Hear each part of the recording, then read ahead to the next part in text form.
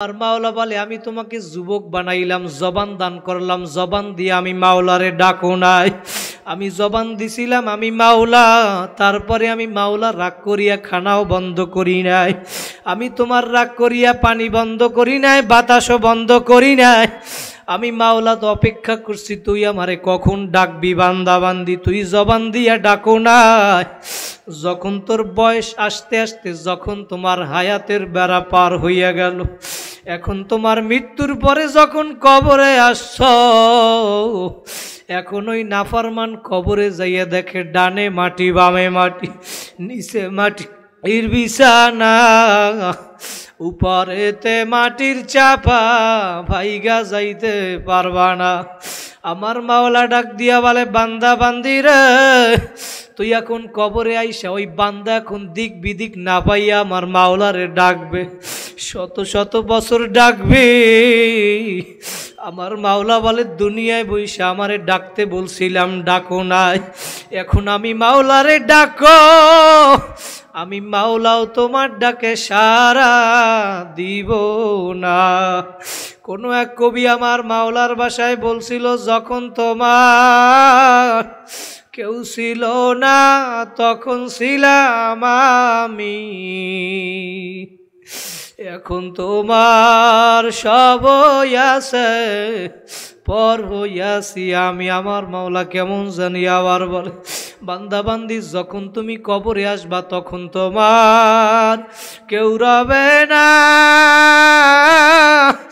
তখন রব আমি।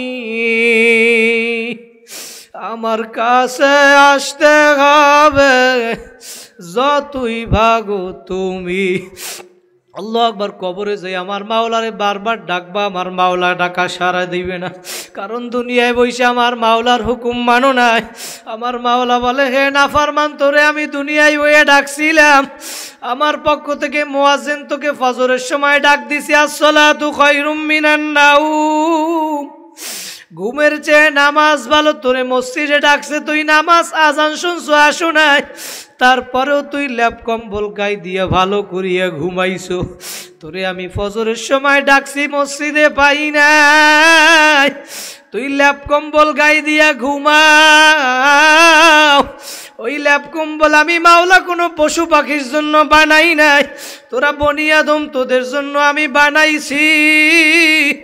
তোরা ভোগ কর, আমার নেয়ামত ভোগ কর, কোনো সমস্যা নাই, কিন্তু আমি মাওলা নেয়ামত ভোগ করি, আমার মাওলার হুকুম মান।